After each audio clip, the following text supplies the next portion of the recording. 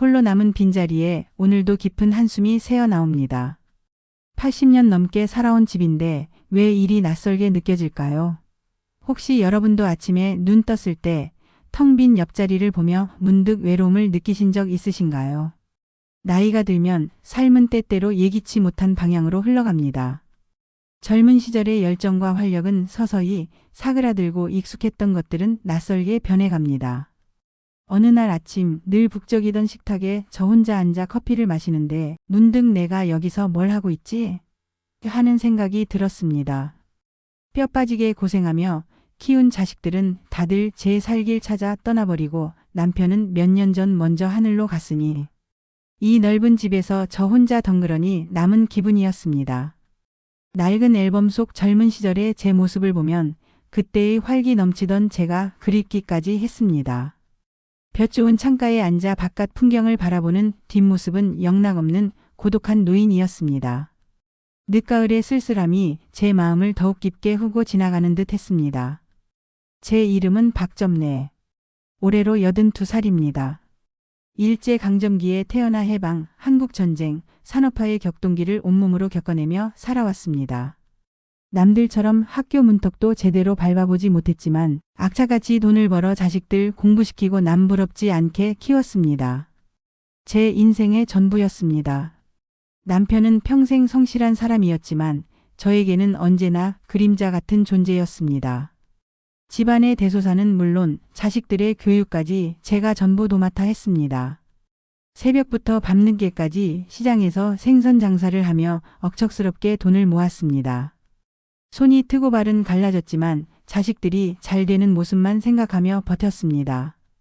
그때는 몰랐습니다. 제가 뿌린 씨앗이 언젠가 제 심장을 꿰뚫는 가시가 될 줄은요. 처음엔 잠시겠거니 했죠. 그런데 빈 방을 볼 때마다, 울리지 않는 전화벨을 볼 때마다 마음속 빈자리가 더 커지는 것 같았습니다. 텔레비전은 재미없고 친구들은 각자 바쁘고 괜히 자식들에게 짐이 될까 연락하기도 망설여졌죠. 한때는 아이들 교육이며 남편 뒷바라지며 눈, 코, 뜰 새 없이 바빴는데 이젠 하루가 너무 길게 느껴졌습니다. 약속 없는 날은 해가 중천에 뜰 때까지 이불 속에서 나오기도 싫었죠. 마음속의 빈자리가 마치 구멍 뚫린 양말 같았습니다. 아무리 채워도 계속 허전함이 밀려왔죠. 제 발자국 소리만 들리는 이 넓은 집에서 고요한 시계 초침 소리만이 저의 외로움을 더욱 깊게 만들었습니다. 마트에서 계산할 때 거스름 돈을 잘못 받는 실수도 잦아졌고 스마트폰 글씨가 작아 답답한 경험은 이제 일상이 되어버렸습니다. 씁쓸하게 느껴지던 혼자 마시는 커피 맛은 그저 외로움의 맛일 뿐이었습니다. 빗방울이 창문을 때리는 소리마저 저를 더욱 외롭게 만들었습니다. 그러던 어느 날 서울에 사는 외아들 민수와 며느리 수진이가 찾아왔습니다. 오랜만에 보는 얼굴이라 반갑기도 했지만 왠지 모르게 싸늘한 기운이 느껴졌습니다. 며느리 수진이는 예전에는 늘 저를 살갑게 챙겼는데 그날따라 눈빛이 어딘가 달랐습니다. 그들은 제게 건강검진을 받아야 한다며 병원에 가자고 했습니다. 평소 같으면 이런 일은 시큰둥했을 아들 부부가 웬일인가 싶었지만 나이가 들면 아프기 마련이니 그러려니 했습니다. 어머니 요즘 부쩍 기운 없어 보이시던데 저희가 예약해뒀으니 같이 가보시는 게 어떠세요? 그들의 목소리는 걱정으로 포장되어 있었지만 어딘가 모르게 부자연스러웠습니다. 아들 부부는 제가 사는 전주의 큰 병원에 예약을 해두었다고 했습니다. 함께 병원에 가서 이것저것 검사를 받았는데 의사는 제게 치매 초기 진단이 나왔다고 했습니다. 어머니 이제 기억력이 예전 같지 않으실 거예요. 약을 꾸준히 드셔야 합니다. 저는 충격에 할 말을 잃었습니다. 내가 치매라니? 그럴 리가 없는데. 평소에 건망증이 좀 있긴 했지만 치매라고는 상상도 못했습니다. 하늘이 무너지는 것 같았습니다. 제 평생 쌓아온 모든 기억들이 한순간에 사라질 수도 있다는 공포가 엄습했습니다. 다리가 후들거려 제대로 서 있을 수도 없었습니다. 아들 민수는 제 어깨를 감싸 안으며 위로하는 척했지만 그의 눈에는 미묘한 떨림이 있었습니다. 며느리 수진이는 제 손을 잡으며 연신 어머니 괜찮아요. 저희가 잘 보살펴 드릴게요. 라고 말했지만 그녀의 손은 얼음장처럼 차가웠습니다. 그날 이후로 아들 부부는 저를 극진히 보살피는 척했습니다. 매일 아침 저녁으로 약을 챙겨주고 식사도 함께하며 저를 간호했습니다. 며느리 수진이는 어머니, 저희가 잘 보살펴 드릴게요. 아무 걱정 마세요. 라며 제 손을 잡았습니다. 그들의 손길은 따뜻했지만 저는 왠지 모르게 싸늘한 기운을 느꼈습니다. 저는 그들의 효심에 감동했습니다. 내가 자식 농사는 잘 지었구나 생각하며 안심했죠. 내가 이렇게 나를 챙겨주니 이제야 좀 살 것 같구나. 저는 진심으로 고마워했습니다. 하지만 약을 먹을수록 제 몸은 이상해지는 것을 느꼈습니다. 밤에는 잠이 오지 않고 낮에는 멍하니 앉아있는 시간이 길어졌습니다. 기억력도 정말 나빠지는 것 같았습니다. 어제 했던 말도 기억나지 않고 물건을 어디에 뒀는지도 까먹기 일쑤였습니다. 정말 내가 치매인가 보다 자포자기하는 심정으로 약을 계속 먹었습니다. 마치 제 정신이 안개 속에 갇힌 듯 흐릿해지는 것 같았습니다. 한때는 또렷했던 시야가 점점 흐려지는 기분, 손끝으로 느끼는 감각마저 무뎌지는 듯 했습니다. 약을 먹을 때마다 목구멍 안에서 비릿한 쇠맛이 났고 삼키고 나면 머리가 지끈거렸습니다. 뇌 속에 곰팡이라도 피어나는 기분이었습니다. 어느 날 밤늦게 화장실에 가려고 일어났는데 아들 부부 방에서 작은 소리가 들려왔습니다. 궁금한 마음에 문틈으로 살짝 들여다보니 아들 민수가 며느리 수진이에게 속삭이듯 말하고 있었습니다. 여보, 이제 된 것 같아. 어머니가 완전히 정신을 놓으신 것 같으니 계획대로 진행하자. 수진이는 당신 그래도 괜찮겠어? 아무리 그래도 어머니인데. 라며 머뭇거렸습니다. 그러자 민수가 무슨 소리야. 우리가 그동안 어머니 병수 바라느라 얼마나 고생했는데. 이제 우리도 좀 살아야지. 어머니 재산 전부 우리 앞으로 돌리고 제주도에 있는 요양병원에 보내면 되는 거야. 치매 환자가 뭘 안다고. 게다가 그 요양원 아주 외진 산속이라 누구도 찾아내지 못할 거야. 병원 이름은 천지의 집이라고 했던가. 이름만 그럴듯하지 사실은 버려진 노인들 수용소나 다름없어. 그 약을 계속 먹이면 누구도 의심하지 않을 거야.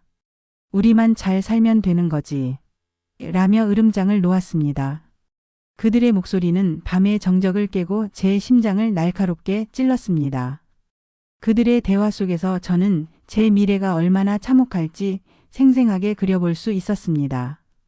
버려진다는 것, 가족에게서 외면당하고 세상 끝으로 내몰린다는 것. 그 지옥 같은 상황이 눈앞에 펼쳐지는 듯 했습니다. 저는 그들의 대화에 충격을 금치 못했습니다. 치매, 재산, 요양병원, 이 모든 것이 그들의 계획이었던 것입니다. 저는 그들이 제게 먹인 약이 치매약이 아니라 저를 무력하게 만들고 정신을 혼미하게 만드는 약이었음을 직감했습니다.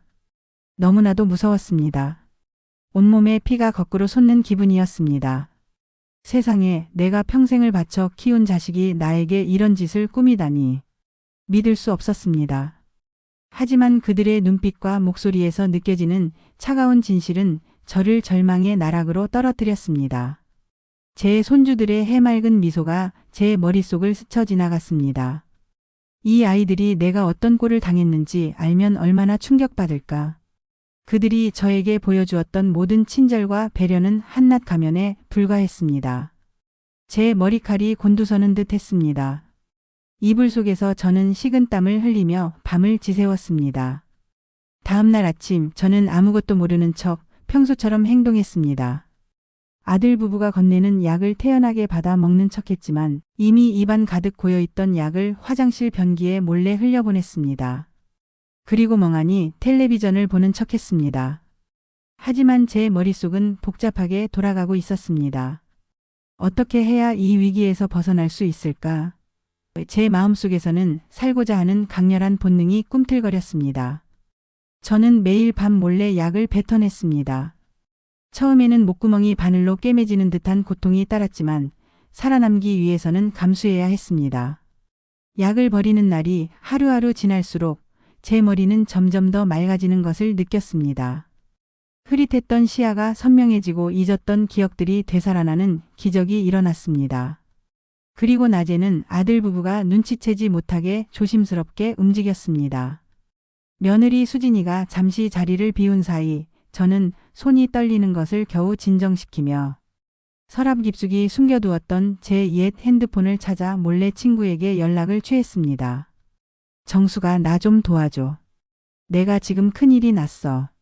제 목소리는 떨렸지만 그 안에는 절박함이 가득했습니다. 친구 최정숙은 저와 초등학교 동창으로 평생을 저의 가장 가까운 친구로 지내온 사람이었습니다. 그녀는 제 목소리에서 이상한 기운을 느꼈는지 다음 날 바로 전주로 내려와 저를 찾아왔습니다. 정숙이가 오자 아들 부부는 당황한 기색이 역력했습니다. 어머니 무슨 일이세요? 갑자기 친구분은 왜? 라며 수진이가 불만을 터뜨렸습니다. 저는 정숙이에게 아무렇지 않은 듯 행동하며 정숙아. 나 요즘 통 기운이 없어서 말이야. 병원에 가야겠어. 내가 좀 데려다 줄래? 라고 말했습니다. 아들 부부는 마지못해 허락하는 듯 했지만 그들의 눈빛에는 의심이 가득했습니다.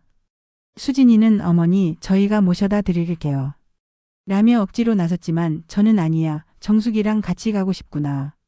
내가 피곤할 텐데 친구랑 오붓하게 갔다 올게. 라며 완강하게 거절했습니다. 그들은 더 이상 저를 막을 수 없었습니다. 정숙이와 함께 병원에 간 저는 의사에게 모든 것을 털어놓았습니다. 제가 그동안 겪었던 증상들, 아들 부부의 수상한 행동, 그리고 그들이 제게 먹인 약에 대한 의심까지. 의사는 제 이야기를 듣고 깜짝 놀랐습니다. 할머니, 그 약은 치매약이 아닙니다. 오히려 기억력을 저하시키고 무력감을 유발하는 성분이 들어 있습니다. 의사의 말에 저는 확신을 얻었습니다. 의사는 제 혈액 검사를 진행했고 결과는 충격적이었습니다. 제 몸속에는 치매와는 전혀 상관없는 신경안정제와 수면제 성분이 과다하게 검출되었습니다. 저는 모든 증거를 확보했습니다. 의사는 친절하게 제가 할 수 있는 모든 조치를 알려주었고 저는 경찰에 신고할 결심을 했습니다. 세상에 이런 악독한 자식들이 어디 있단 말입니까? 하지만 당장 경찰에 신고할 수는 없었습니다. 아들 부부는 제가 병원에서 돌아오자마자 더욱 저를 감시했습니다. 외출도 못하게 하고 핸드폰도 빼앗아갔습니다. 저는 갇힌 신세나 다름없었습니다. 며칠 후 아들 부부는 저를 데리고 제주도로 여행을 가자고 했습니다. 어머니, 답답하실 텐데 제주도에 가서 바람 좀 쐬시죠. 겉으로는 효도 여행인 척했지만 저는 그들의 속셈을 알고 있었습니다. 이제 날 버리려 하는구나. 그들의 입에서 나오는 달콤한 말들은 저에게는 독이 묻은 사탕과 같았습니다. 제주도에 도착한 첫날 밤, 저는 잠든 아들 부부 몰래 미리 숨겨두었던 핸드폰을 꺼냈습니다. 그리고 친구 정숙이에게 마지막 연락을 했습니다. 정숙아, 나 제주도에 왔어. 내일 아침 한라산 중턱에 있는 천지의 집이라는 요양원에 가게 될 거야. 거기서 나를 버릴 모양이야. 제발 나를 찾아줘. 그리고 경찰에도 연락해줘. 모든 증거는 내가 전주 집에 숨겨놨으니 그거 찾아서 경찰에 넘겨줘. 제 목소리는 떨렸지만 그 안에는 절박함과 함께 복수에 대한 강렬한 의지가 담겨 있었습니다. 정숙이는 제 말을 듣고 믿을 수 없다는 듯 울음을 터뜨렸지만 이내 정신을 차리고 제 계획을 돕겠다고 약속했습니다. 점내야, 걱정 마. 내가 반드시 너를 구해낼게. 정숙이의 목소리에서 저는 희망을 보았습니다. 다음 날 아침 아들 부부는 저를 휠체어에 태우고 요양원으로 향했습니다. 요양원 문턱에 들어서는 순간 제 심장은 격렬하게 뛰기 시작했습니다. 휠체어에 실린 저는 애써 치매 환자인 척 멍하니 허공을 바라보았습니다. 며느리 수진이가 요양원 관계자에게 어머니가 치매가 심하셔서요. 잘 부탁드립니다.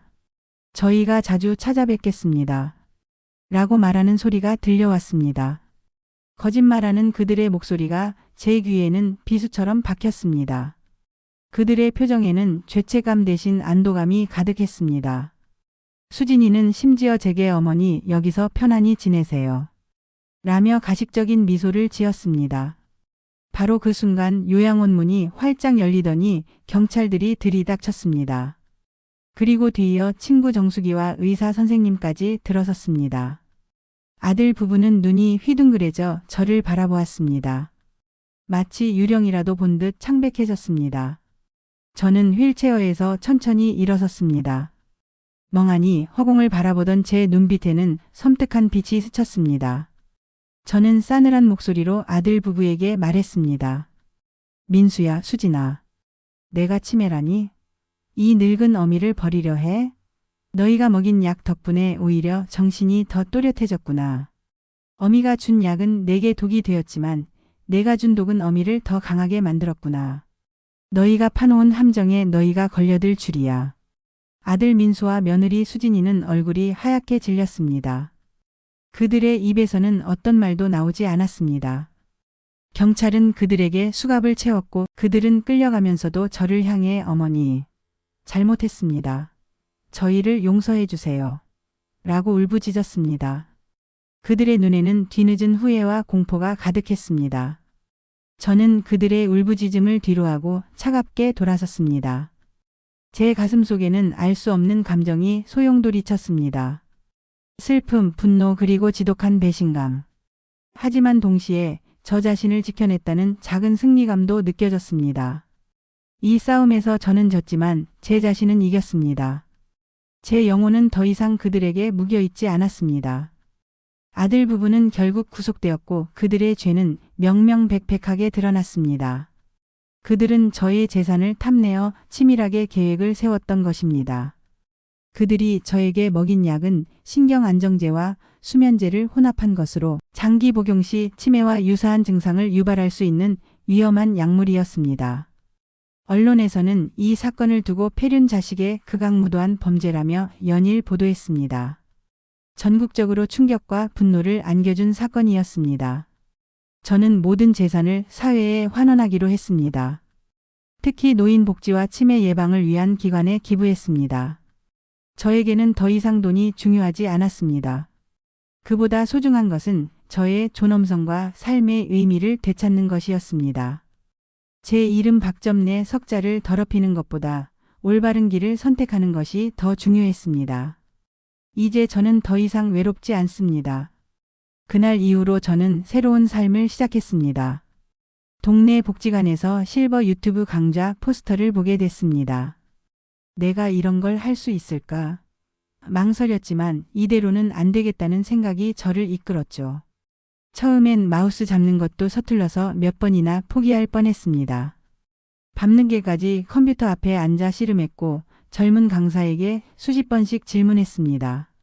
손가락 마디마디가 쑤시고 눈은 침침했지만 포기할 수 없었습니다. 저는 그렇게 조금씩 아주 조금씩 새로운 세상으로 발을 내디뎠습니다. 젊은 친구들이 가르쳐주는 대로 따라 하다 보니 신기하게도 재미가 붙었습니다. 제가 찍은 첫 영상은 흔들리고 초점도 안 맞았지만 제게는 세상 어떤 영화보다도 값진 것이었습니다. 그러던 어느 날 제가 만든 짧은 영상에 할머니, 저도 힘이 납니다. 라는 댓글이 달린 걸 보고 온몸에 전율이 흘렀습니다.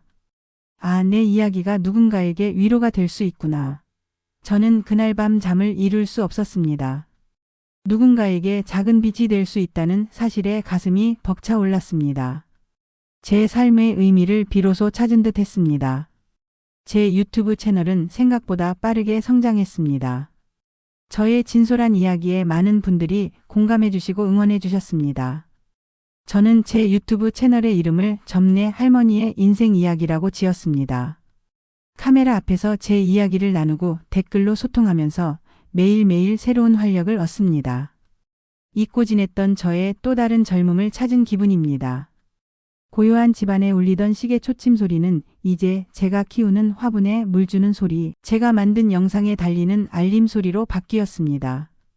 마트에서 계산할 때 거스름돈을 잘못 받는 실수는 이제 제가 만든 영상에 댓글로 달린 질문에 답하며 웃어넘길 수 있는 작은 에피소드가 되었습니다.